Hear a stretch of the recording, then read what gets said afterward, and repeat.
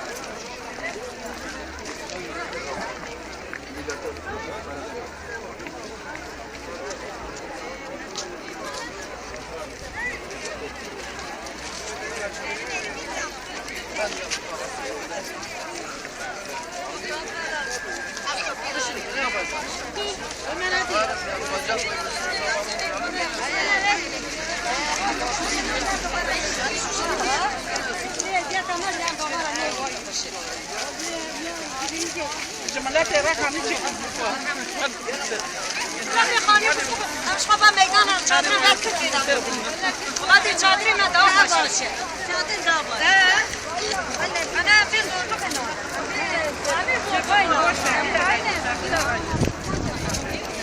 Koyun da koyun. Bize 5,000 mallı ve herkese pazar.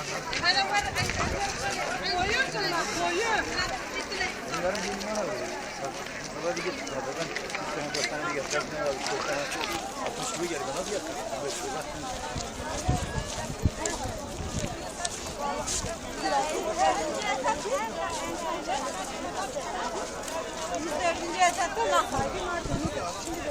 Orayı görsünler, görsünler. Buralar gene güzel.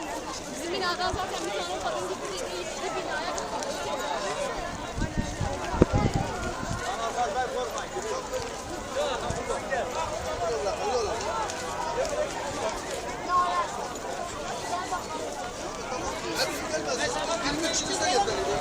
Biz 5 kişi bize gönderildi.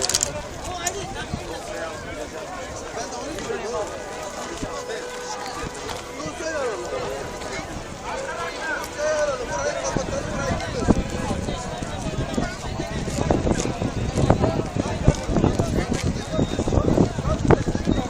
Binanın bahçesine lütfen girmeyin.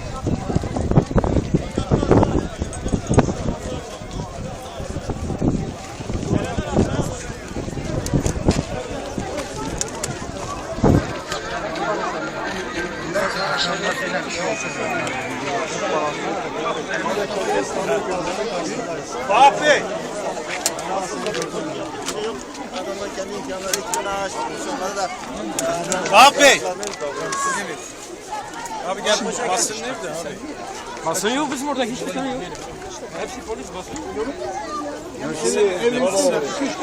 Basın yok, sadece emniyetin şeyleri bunlar.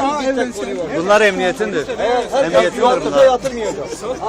Zaten duyarsızdır. Eğer duyarlı olsa da evden bir kişi gelirdi buraya. Kimse duyarlı değil. sen bizim hakkımızı ara biz sonuna kadar sen arkanda. Kimse yatırmasın.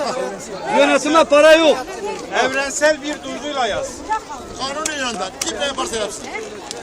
Ya yönetime para yok. Arkadaşlar şu ana kadar yakıt parası ödemeyenlerin sayısı %98. Lütfen bunu koruyalım. Ödenmesin. Bir taksidini ödeyen de bir daha ödemesin. Para yok yönetime. Cehennemde olsun geçsin. Bu da istemiyor bunu. Lütfen herkes bu tarafa gelsin ki basın açıklamamızı yapacağız.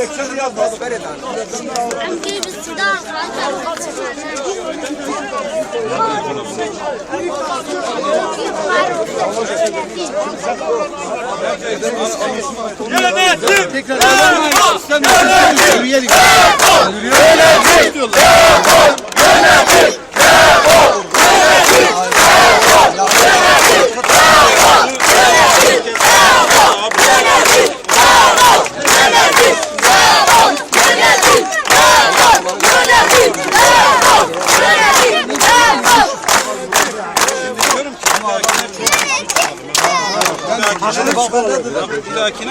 Bir dahaki hafta. Şimdi pazartesi görüşmelerimizi devam et. Bir dahaki hafta yola kadar yürüyüş yapalım.